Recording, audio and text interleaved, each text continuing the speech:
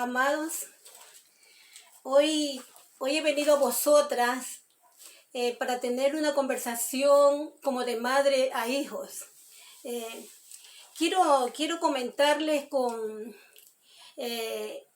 una sinceridad fraternal, amados, no como una estudiante de las Escrituras, sino como una madre que quiere hablar con sus hijos acerca de algo muy necesario para nuestras vidas y que quizás yo no esté en el derecho de hacerlo y que pues tampoco acredite que las palabras que yo voy a comentarles en este día sean de una absoluta verdad, de ninguna manera. Simplemente quiero llegar a vosotros así en una forma informal con un tema muy importante, mis amados, que lo voy a tratar con toda la delicadeza que el Espíritu Santo, que mi Dios amado yo soy y su Hijo Jesucristo se merecen, y por ende ustedes como dignos hijos de nuestro Padre. Yo quiero hablarles hoy día de un tema muy bonito, un pasaje que no por ser precioso deja de ser controversial en lo referente a qué nos quiso decir el apóstol Santiago en este hermoso pasaje de este libro. Debo acotarle, mis amados, antes de empezar, que este pasaje es considerado muy controversial por muchos eruditos, quizá por la mayoría, por apologistas, por pastores, porque a través del tiempo nadie nunca se ha puesto de acuerdo, ni personas eruditas en esta materia, ni profanos o neófitos que no saben del tema, y en el buen sentido lo digo. Nunca nadie se ha puesto de acuerdo qué nos quiso decir Santiago en este hermoso pasaje del capítulo 5, del versículo 18 al 20. Ese es el pasaje que yo traigo a consideración para que lo conversemos, repito, como de madre a hijos, y que yo les ruego que a ustedes como hijos espirituales, de todas las personas que estudiamos estas escrituras, que primeramente decirles que yo lo siento aquí conmigo y que siento que esta no es una reunión virtual, sino espiritual, y lo siento atrás de las cámaras, a vosotros, a todos ustedes, con su inmenso cariño, con sus inquietudes, con sus añoranzas, con su nostalgia, y también con sus debates, con sus apreciaciones quizás distintas a las mías, que es muy lícito aquello. Por eso yo les ruego a ustedes, mis amados, que de antemano no me acusen, no me tiren piedras por las cosas que voy a decir ahorita, que de ninguna manera, nunca yo digo que mis palabras son las más acertadas, que Dios ha hablado por mí, que yo sé la verdad absoluta. No, mis amados. Y yo quisiera, al contrario, que ustedes me apoyaran con nuevas ideas, que en mi cajita de comentarios me dejaran sus apreciaciones para ayudarme en esta lucha incansable que tiene todo testigo del Señor, para llevar a buen término, nuestra vida cristiana ante el Señor. Entonces, mis amados, yo les ruego que me acompañen a leer en este día a Santiago 5, 18 hasta el 20. Los espero, mis amados hermanos, mientras yo también busco este versículo.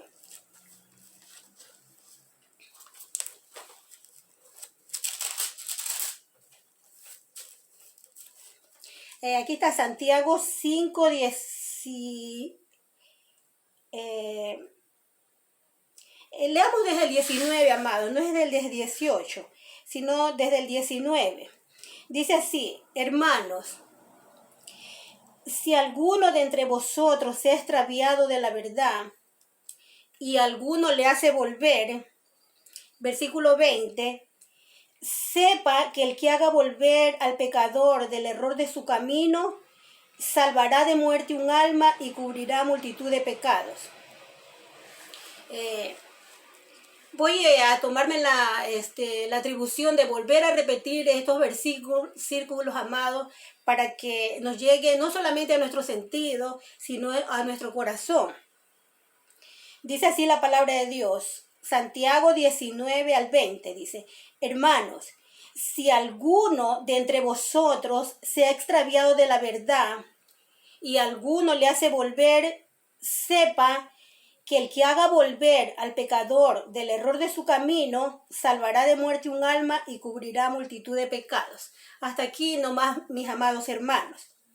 Y vemos que desde el versículo 19 ya empieza la controversia, porque muchos apologistas de las diversas religiones, de las diversas corrientes doctrinales que hay, que están imperando en estos momentos en nuestras vidas, tales como calvinistas, arminianos, pentecostales, testigos de Jehová, mormones, etcétera, por nombrar a los más famosos, ¿verdad?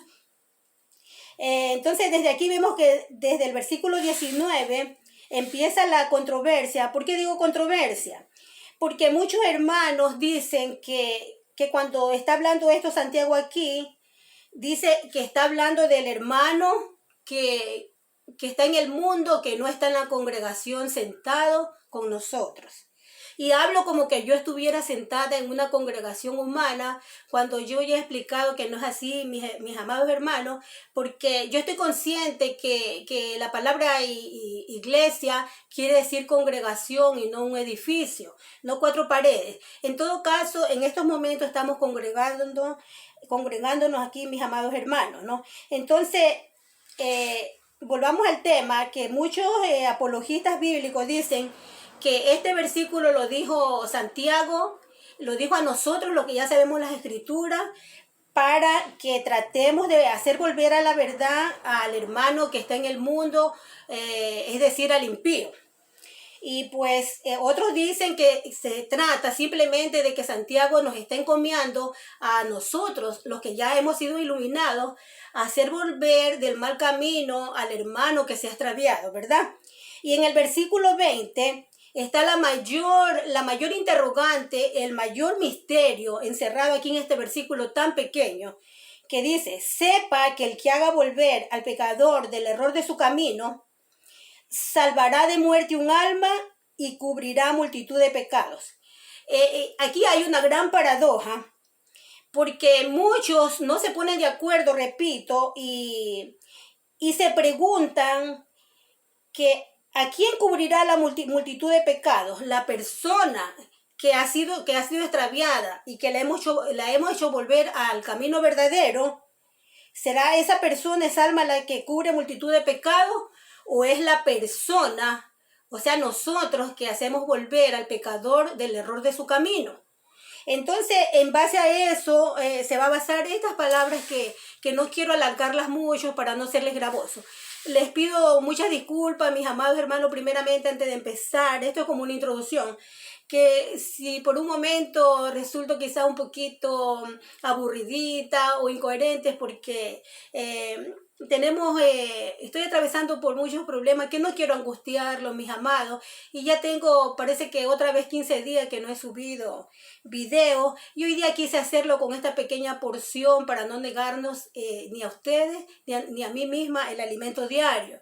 Entonces vengo a hablarles así, por eso, como una madre, no como la estudiosa de las escrituras de hace más de 30 años, sino simplemente como una persona que tiene fe, y como una lectora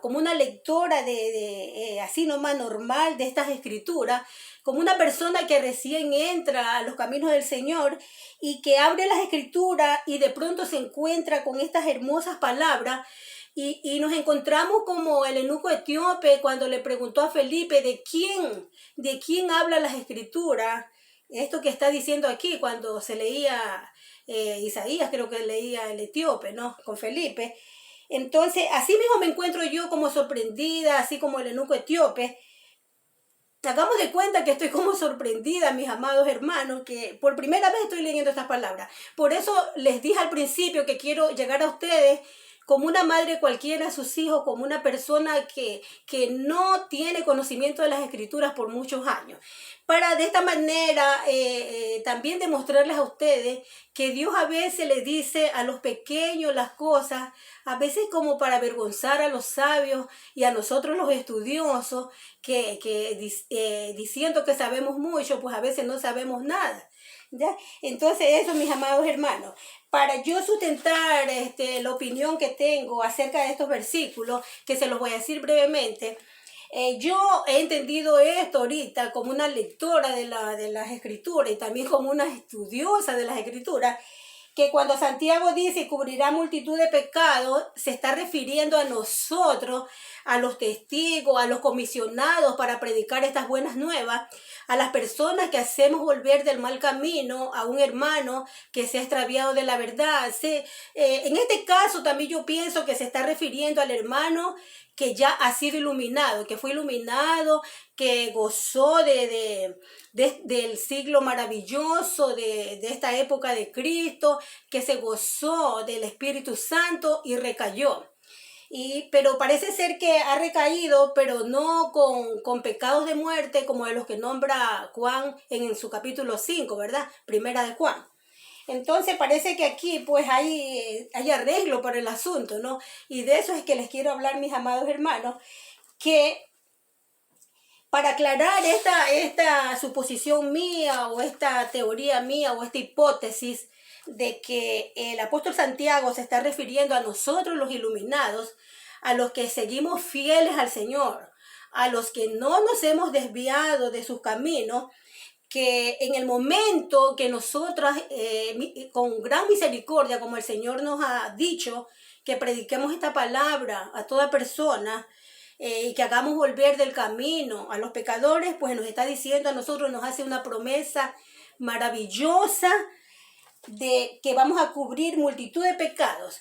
Pero yo al decir esto, como que salta o se pone de manifiesto una pregunta intrínseca en estas palabras de Santiago.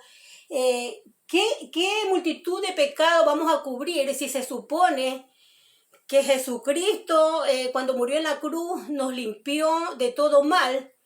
Y si fuera que nosotros al predicarles a este hermano para hacerlo volver del mal camino, que este hermano iba a cubrir multitud de pecados a nosotros al hacerlo volver de su mal camino, entonces estamos en la misma encrucijada, en la misma interrogante, mis hermanos.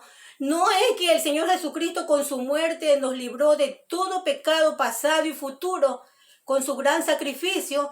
Entonces, ¿por qué el apóstol Santiago está hablando de que y cubrirá multitud de pecados? Porque sea que el pecador es que al hacerlo volver, valga la redundancia, mis amados hermanos, cubra multitud de pecados con nuestra acción bondadosa de traerlo otra vez como el hijo pródigo otra vez a la mesa del Señor. O sea que nosotros que lo traemos de vuelta al buen camino, o sea que nosotros cubramos multitud de pecados. ¿De qué pecado estamos hablando si se supone que todos dicen que la salvación ya es eterna, que ya se dio, que Jesucristo murió en la cruz y todo pecado nos es perdonado, pasado, presente y futuro? Entonces, ¿de qué cosa está hablando aquí Santiago? Para nosotros profundizar en este tema, yo quiero llevarlos a Ezequiel 3:18, mis amados.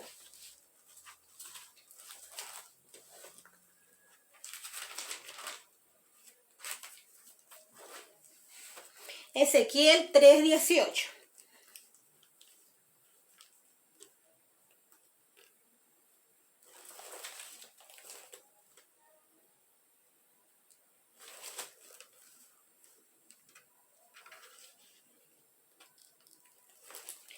Llamados, aquí encontré.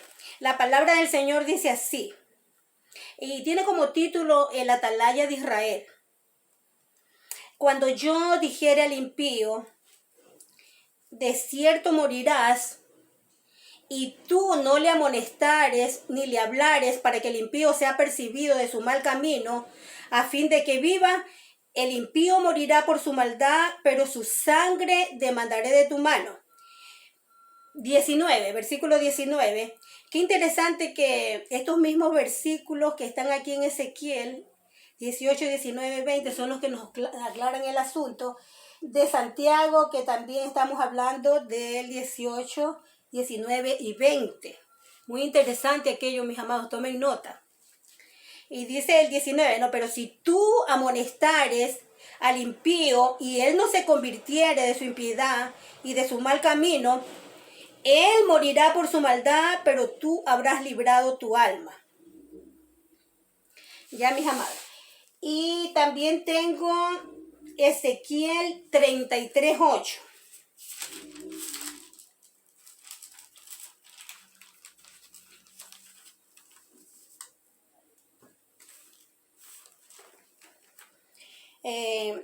Dice, cuando yo dijere al impío, impío, de cierto morirás, si tú no hablares para que se guarde el impío de su camino, el impío morirá por su pecado, pero su sangre yo la demandaré de tu mano.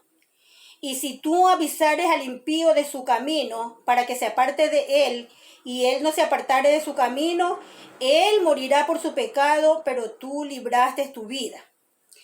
Bien, mis amados, yo pienso que ustedes son personas muy inteligentes, siempre lo he dicho, muy estudiosos, muy reparadores de estos versículos bíblicos. Y aquí vemos que está nombrando, en la primera parte nombra al pecador, y aquí en Ezequiel 33:8 nos dice impío.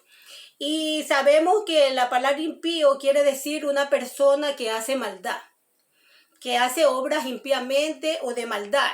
Y pues como ya muchos predicadores lo han dicho, impío no necesariamente nomás el que no conoce a Yo Soy, a Jehová, sino que impío también es la persona que habiendo sido iluminada, habiendo gozado de los poderes y los dones de este siglo venidero, y tú el Espíritu Santo recayó, como dijo el apóstol Pedro, que volvió el perro al vómito y la chancha lavada a revolcarse en el lodo.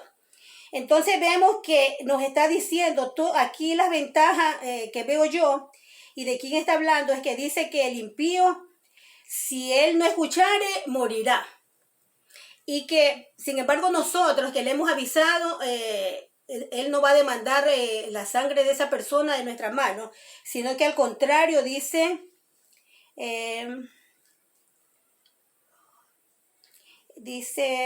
él morirá por su pecado, pero tú libraste tu vida. Entonces aquí nos da la promesa que nos aclara que nos está diciendo Santiago en 18:20 cuando nos dice cubrirá multitud de pecados. Entonces el motivo de este discurso, de esta conversación halagüeña, se podría decir, mis amados, porque no quiero que sea una controversia ni manera para que disputemos corazón a corazón, que ustedes se enojen conmigo, no, sino que de alguna manera quiero como incentivar al estudio de esta palabra para que veamos que a veces Dios nos habla fuertemente y grandemente en versículos pequeños. Y yo tengo que recordarles, mis amados, que ya les dije a ustedes que en estas palabras de Santiago sale la pregunta, ¿por qué vamos a cubrir multitud de pecados? El pecador y los que estamos haciéndolo volver al Señor. Porque sea que cubre multitud de pecados, el pecador que vuelve de su mal camino, o nosotros lo que lo hacemos volver, ¿qué multitud de pecados si se supone que por haber creído en el Señor Jesucristo somos sin culpa, ya no tenemos pecado, ¿no? Entonces, ¿qué pasa, mis hermanos? Acontece que yo, en base a esto, tengo que recordarles, o mejor dicho, afirmarles una cosa oculta que los apologistas, los eruditos bíblicos le han ocultado al pueblo hace mucho tiempo. Resulta que la salvación que Dios nos dio por medio del Señor Jesucristo tiene como dos fases. En la primera fase, que es la importantísima, que el Señor vino a morir por nosotros, entendemos que Él vino a morir en la cruz para salvarnos, pero eso implicaba a qué vino el Señor. Simplemente el Señor Jesucristo vino a algo muy importante, vino a morir para traernos un nuevo pacto. Y este pacto lo dice Jeremías 31, desde el 34 en adelante, que el nuevo pacto dice que ya no sería como el pacto que se hizo en el tiempo antiguo, cuando se decía como refrán, los padres comieron las uvas agrias y los dientes de los hijos tienen la dentera. No, sino que Ezequiel después nos dice que ahora nuestro pacto es, o las promesas son ya que el alma que pecare, esa morirá, que el hijo ya no recibirá el castigo del padre, ni el padre el castigo del hijo.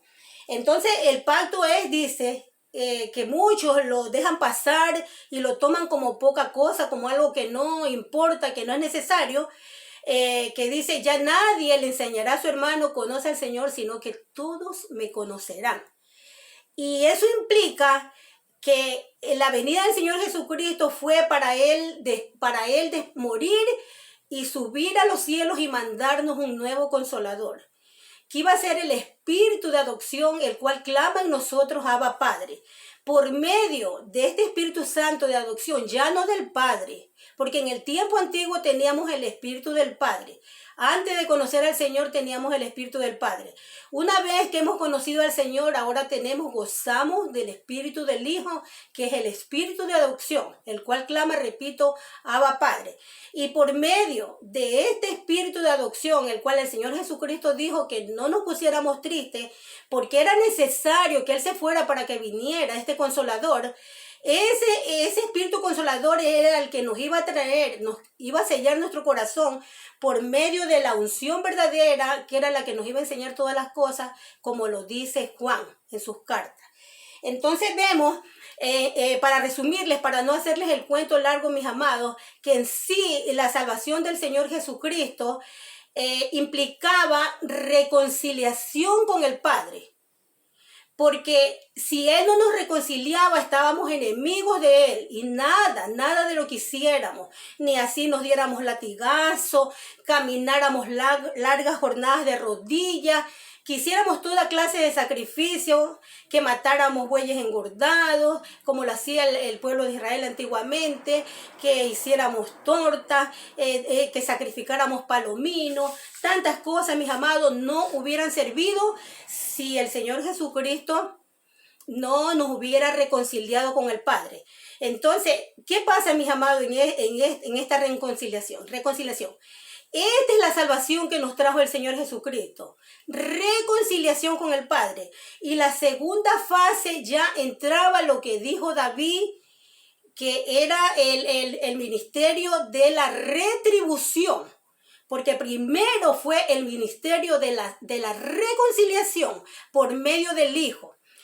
Y ahí entraba ya Salmo 116 cuando David dice, más o menos ustedes que han leído las escrituras saben, yo se los voy a decir de acuerdo a como yo capté este mensaje. Pues dice, ¿con qué le pagaré a Jehová por todos sus beneficios que ha tenido conmigo, por haberme salvado de ese gran pecado de adulterar y de matar a Urías Eteo? Prácticamente eso es lo que le dice. Y él dice, antes de eso dice, creí, por tanto hablé, ¿no? Y añade, dice, ahora pagaré yo mis holocaustos ante mi Padre por todo ese pecado que yo tuve. ¿Y qué haré yo para presentarme ante Él? Dice, presentaré sacrificios de alabanza. Como dijo el apóstol Pablo después, es decir, fruto de labios que confiesen su nombre. Por eso él se adelanta a decir, creí, por tanto hablé. 4 palabras que son como los pilares de la fe, que si nosotros no fundamentamos en esos 4 pilares, todo nuestro ministerio, todo el mandato, la obediencia que nos mandó el Señor cuando nos dijo ir y predicar este evangelio, entonces en vano edificamos si no tenemos el fundamento de creí, por tanto hablé, 4 palabras que son la base del fundamento de los apóstoles y de los profetas. Entonces vemos que David dice que la única manera de nosotros como retribuir y agradecer, porque él dice, ¿con qué pagaré? Sabiamente inspirado por el Señor. Dice, proclamaré el nombre del Señor delante de todo su pueblo y sacrificaré sacrificios de alabanza y glorificado será el nombre del Señor. Entonces, en vano, si hemos creído y no hablamos y no predicamos esta palabra, es por gusto, mis amados. Entonces, aquí ya entra el misterio. Perdón, mis amados. Voy a tomar un poquito de agüita. Ay, espérate. Perdón, amados.